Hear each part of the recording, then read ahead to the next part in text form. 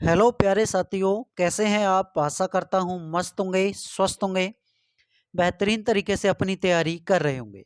तो नमस्कार साथियों, मैं अभय आपके अपने YouTube channel study related Ram में आपका बहुत बहुत स्वागत करता हूं। जैसा कि साथियों आपको पता है, एसएससी जीडी एग्ज़ाम 2025 का पेपर चल रहा है और आज की है आपकी 13 शिफ्ट की फर्स्ट शिफ्ट और 13 फरवरी की फर्स्ट शिफ्ट के जो भी आपके मोस्ट इंपोर्टेंट क्वेश्चन आज की शिफ्ट में पूछे गए हैं फर्स्ट शिफ्ट में, उन शिफ्ट को आज के क्वेश्चनों को कवर कराने वाले हैं। तो आज की शिफ्ट काफ़ी ज़्यादा हार्ड शिफ्ट रही है, काफ़ी ज़्यादा डिफिकल्ट क्वेश्चन पूछे गए हैं। तो जो भी साथी, जो भी भाई चैनल पर नए हैं, चैनल को सब्सक्राइब कर लें। बगल में बेल आइकन है, घंटी का निशान है, उसे ऑल पर क्लिक कर लें। जब तक आप उसे ऑल पर क्लिक नहीं करोगे तो हमारी वीडियो का नोटिफिकेशन नहीं पहुंचेगा। और साथियों ध्यान में रखना, एसएससी जीडी की जो नॉर्मलाइजेशन लिस्ट है वो हम उसको तैयार कर रहे हैं कि कौन सी शिफ्ट में कितना नॉर्मलाइजेशन मिलने वाला है। तो चैनल को सब्सक्राइब करके जरूर रखिएगा ताकि आपको उससे पता लग सके कि हमारी शिफ्ट में कितने क्वेश्चन हमारे नंबर बढ़ने वाले हैं। जैसे ही आपका एसएसजीडी का पेपर खत्म होता है तो बच्चों से एनालिसिस करने के बाद में आपके लिए एक लिस्ट बनाई जाएगी जो नॉर्मलाइजेशन की है। एक्सपेक्टेड लिस्ट में आपको पता चल जाएगा। तो वीडियो को एक बार शेयर कर दीजिएगा और जिन्होंने लाइक नहीं किया तो वीडियो को लाइक कर लीजिएगा ताकि इस तरह की वीडियो का नोटिफिकेशन आपको साथ के साथ मिलता रहे। तो चलिए वीडियो बिना दूरी को वीडियो को स्टार्ट करते हैं। साथियों, इसमें हमारा पहला क्वेश्चन पूछा गया है, कांग्रेस के किस अधिवेशन में राजस्व प्राप्ति का आह्वान किया गया था। तो ये 1906 के अधिवेशन में किया गया था। आपको पता होना चाहिए आईएनसी के बारे में, इंडियन नेशनल कांग्रेस के बारे में, कि इंडियन नेशनल कांग्रेस की स्थापना 28 दिसंबर 1885 में हुई थी। 28 दिसंबर 1885 में एओ ह्यूम द्वारा। और इसके प्रथम अगर मैं अध्यक्ष के बारे में बात करूं तो डब्ल्यू सी बनर्जी हैं और एओ ह्यूम आपके इसके महासचिव पहले रहे हैं। जैसे मैं बात करता हूँ इसमें क्या है, जो राजस्व स्वराज के बारे में, कि स्वराज स्वराज शब्द आपका 1906 में कलकत्ता अधिवेशन हुआ था जिसमें दादा भाई नौरोजी द्वारा किया गया था। इसके बाद में आपका एक पॉइंट निकलता है, फिर अगला पॉइंट निकलेगा। जैसे बात करते हैं स्वराज, आपके पूर्ण स्वराज, तो पूर्ण स्वराज की जो मांग की थी वो 1929 का जो लाहौर अधिवेशन हुआ था पंडित जवाहरलाल नेहरू के द्वारा, तो वो अधिवेशन किया गया था। क्योंकि आगे शिफ्ट में आपके क्वेश्चन इस तरह के बन सकते हैं, मैं आपके लिए इसलिए एक्सप्लेन लाया हूँ। समाजवाद के बारे में बात करें तो 1936 में लखनऊ अधिवेशन हुआ था, पंडित जवाहरलाल नेहरू जी ने किया था, क्योंकि पंडित जवाहरलाल नेहरू ने 3 इंडियन नेशनल कांग्रेस अधिवेशन किए थे। आगे बढ़ जाइएगा, अगला क्वेश्चन आपसे क्या पूछा गया। अगला क्वेश्चन है, लाला लाजपत राय 1921 में डैश से संबंधित थे। तो लाला लाजपत राय के बारे में बात करें तो लाला लाजपत राय आपको नोट कर लेना, वो हो जाएंगे हमारे servants of the people society के बारे में, क्योंकि एक आपकी सर्वेंट्स ऑफ इंडिया सोसाइटी है और उसकी स्थापना 1905 में गोपाल कृष्ण गोखले जी ने की थी। यह आपका यहाँ पर लिखा हुआ है। ठीक है, चलो आगे बढ़ जाते हैं। जैसे मैं अगले के बारे में बात करता हूं तो यहाँ पर अगला है, अखिल ट्रेड यूनियन कांग्रेस सभा जो 1920 में स्थापना हुई, लाला लाजपत राय जी के द्वारा स्थापना की गई थी। अखिल भारतीय किसान सभा के बारे में बात करें तो 11 दिसंबर 1936 में अखिल भारतीय किसान सभा की स्थापना की गई थी। नेक्स्ट क्वेश्चन की तरफ बढ़ जाइएगा। अगला क्वेश्चन क्या पूछा गया था, अगला क्वेश्चन पूछा गया था कि प्रख्यात नृत्यांगना प्रतिभा प्रहलाद किस नृत्य शैली से संबंधित हैं। तो ये भरतनाट्यम से संबंधित हैं। आपको पता होना चाहिए भरतनाट्यम आपका तमिलनाडु से संबंधित है। किससे? तमिलनाडु से। नेक्स्ट की तरफ बढ़ जाएंगे। जैसे मैं आंध्र प्रदेश के बारे में बात करता हूँ, आंध्र प्रदेश हो जाएगा। आंध्र प्रदेश में कुचिपुड़ी हो जाएगी, वीरा नाट्यम हो जाएगा, बुट्टा हो जाएगा, बोम्बालू हो जाएगा, काम कल्लम्पु हो जाएगा, दप्पू हो जाएगा, तपेदा गुल्लू है, लंबाड़ी है, धीमस है और कोलट्टम हो जाएंगे। तो ये सभी आपके कहाँ के? ये आंध्र प्रदेश के हो जाएंगे। ठीक है, आगे बढ़ जाइएगा अगले क्वेश्चन की तरफ। अगला क्वेश्चन हमसे ये पूछा गया था साथियों, इसमें दिया गया है कि महिला क्रिकेट कबड्डी 2025 का कहाँ आयोजन किया जाएगा। तो 25 का जो आयोजन किया गया है वो राजगीर में किया जाएगा, जो कि आपका बिहार में है। कहाँ पर? बिहार में इसका आयोजन किया जाएगा। आगे बढ़ जाइएगा। देखो वीडियो आपको पसंद आ रही है तो वीडियो को लाइक कर लीजिएगा और वीडियो को ज़्यादा से ज़्यादा शेयर, और चैनल को सब्सक्राइब नहीं किया तो चैनल को सब्सक्राइब जरूर कर लें ताकि आगे जो आपका पेपर खत्म होने के बाद में मैं आपके लिए एनालिसिस वाली, मतलब ये है कि जो आपकी शिफ्ट वाइज में नॉर्मलाइजेशन की वीडियो लेकर आने वाला हूँ, किस शिफ्ट में कितना नॉर्मलाइजेशन मिलने वाला है, तो पूरा डाटा मैं आपको बताने वाला हूँ। तो चैनल को सब्सक्राइब करके रखिएगा। अगर मैं राजगीर के बारे में बात करूं, राजगीर, तो राजगीर का जो पुराना नाम है वो गिरिब्रज है। क्या है? गिरिब्रज इसका पुराना नाम है। संस्थापक के बारे में बात करें तो बिंबिसार इसका संस्थापक हो जाएगा। और जो राजगीर है वो 5 पहाड़ियों से मिलकर घिरा हुआ है और इसको जो राजधानी बनाया था वो बिंबिसार ने सबसे पहले राजगीर को अपनी राजधानी बनाया था। चलो यहीं पर आपके बात करेंगे विपुलांचल पहाड़ी पर जो बौद्ध धर्म की प्रथम उपदेश दिया, मतलब प्रथम क्या थी, ये सभा हो जाएगी, उपदेश मत करना, इसको सभा कर लेना। सभा कि पहली सभा हुई थी इसकी 483 बीसी में, 483 बीसी में इसकी पहली सभा हुई थी। नेक्स्ट की तरफ बढ़ जाइएगा। अगला question, question number 5। Question number 5 ये है कि 1878 ईस्वी का वर्नाकुलर प्रेस एक्ट किसने रद्द किया था? तो ये लॉर्ड रिपन ने रद्द किया था, लेकिन लाया कौन था? तो लिटन लेकर आए थे और रिपन ने इसे रद्द किया था। ठीक है, तो रिपन ने कब इसको रद्द किया था? तो 1884 को नोट कर लेना, 1884 में। अब जैसे मैं बात करता हूँ वर्नाकुलर प्रेस एक्ट के बारे में, ये देसी समाचार पत्र अधिनियम था, देसी भाषा समाचार पत्र अधिनियम था। दूसरे इसे मुंहबंद कर देने वाला कानून कहा गया। ये आपका वर्नाकुलर एक्ट पास हुआ था 1878 में लिटन के द्वारा, लेकिन इसको रद्द किसने किया था? तो रद्द किया था आपके रिपन ने, 1882 में इसको रद्द किया था।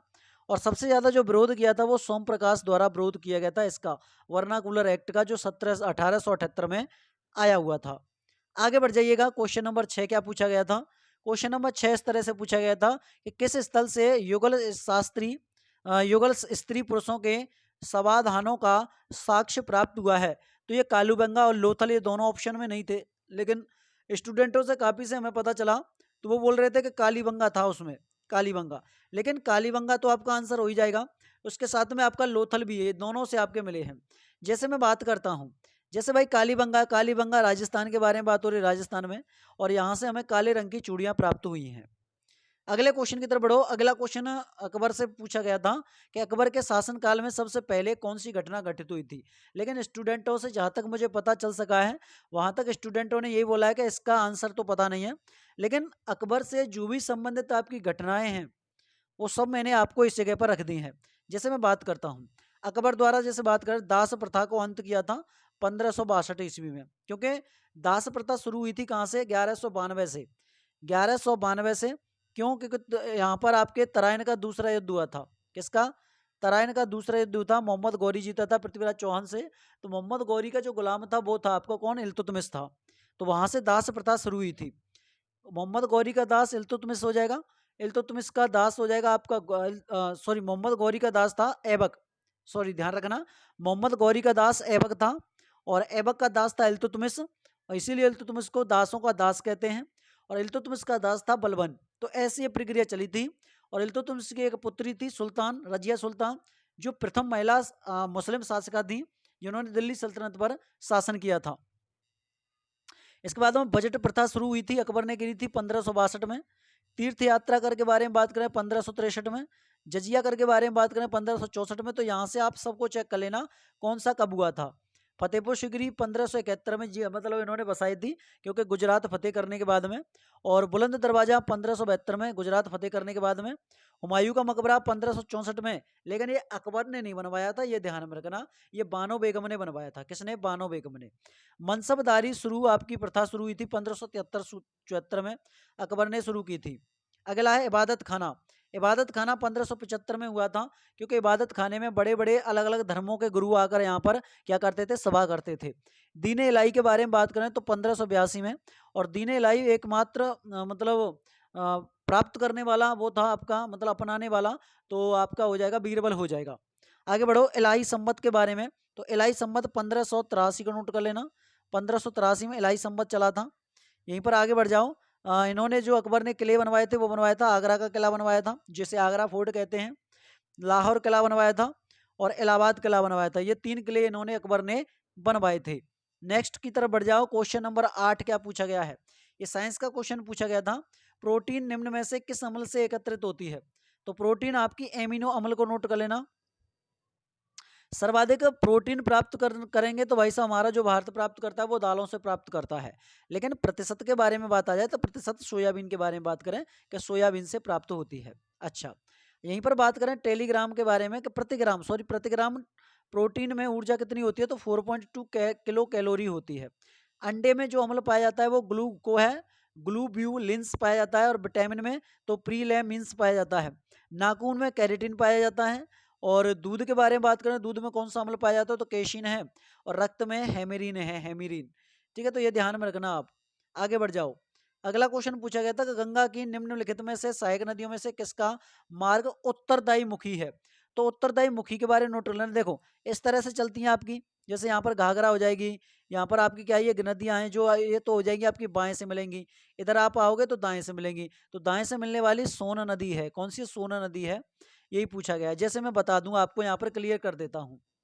बाएं से सहायक नदी आपकी गंगा में जो मिलने वाली है वो रामगंगा है, गोमती हो जाएगी, घाघरा हो जाएगी, गंडक हो जाएगी, कोशी हो जाएगी और महाबली हो जाएंगी। ये बाएं साइड से मिलती हैं। और सहायक नदियां वो नदियां होती हैं जो छोटी छोटी नदियां होकर बड़ी नदियां में तब्दील हो जाती हैं, मिल जाती हैं, मतलब ये आपकी गंगा नदी में मिल जाती हैं। दाएं से सहायक नदी होती हैं आपकी यमुना, सोन, कर्मनाशा और फल्गु। तो ये आपकी दाएं से मिलने वाली नदियां हैं। अगला क्वेश्चन है, निम्नलिखित नगरों में से कर्क रेखा के नजदीक है, तो कर्क रेखा के नजदीक है अगरतला। अगरतला त्रिपुरा की राजधानी है, त्रिपुरा की राजधानी क्या हो जाएगी, अगरतला। 8 राज्यों से होकर कर्क रेखा गुजरती है। गुजरात, राजस्थान, मध्य प्रदेश, छत्तीसगढ़, झारखंड, पश्चिम बंगाल, त्रिपुरा और मिजोरम, ये 8 राज्यों से होकर गुजरती है। ठीक है, आगे बढ़ जाते हैं।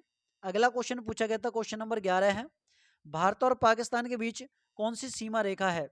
तो भारत और पाकिस्तान के बीच जो सीमा रेखा है वो रेड क्लिप रेखा है। कौन सी है, रेड क्लिप रेखा है। ऑप्शन नंबर के बारे में बात करें तो रेड क्लिप रेखा इसका राइट आंसर हो जाएगा।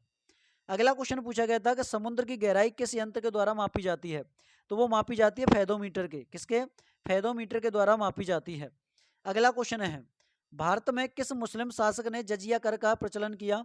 तो जजिया कर का प्रचलन किया था आपके मोहम्मद बिन कासिम ने। किसने, मोहम्मद बिन कासिम ने प्रचलन शुरू किया था, क्योंकि मोहम्मद बिन कासिम ने भारत पर 712 ईस्वी में सफल आक्रमण किया था, यह ध्यान में रखना है। इसके बाद में इन्होंने गैर मुसलमानों पर आक्रमण, मतलब गैर मुसलमानों पर मतलब जजिया कर लगाया था, जो मुस्लिम नहीं बने होंगे तो वो आप कर दो। और इसके बाद में आपके MFT ने वो लगाया था जजिया कर, MFT हो जाते हैं आपके मोहम्मद फिरोज तुगलक, जिन्होंने ब्राह्मणों पर कर लगाया था। नेक्स्ट की तरफ बढ़ जाइएगा। अगला क्वेश्चन है, लाहौर में गजनवी वंश का अंतिम शासक था, तो वो खुसरो मलिक था। कौन था, खुसरो मलिक था, ये ध्यान में रखना। क्वेश्चन नंबर 16 पूछा गया, मालवा के संस्थापक एवं शासक हुसैन घुरी को की किसने दिलवार खान की उपाधि दी थी। तो फिरोज तुगलक को ध्यान में रखना, फिरोज तुगलक हो जाएंगे। क्वेश्चन नंबर 16 है, निम्नलिखित में से कौन सा वेद सबसे प्राचीन है।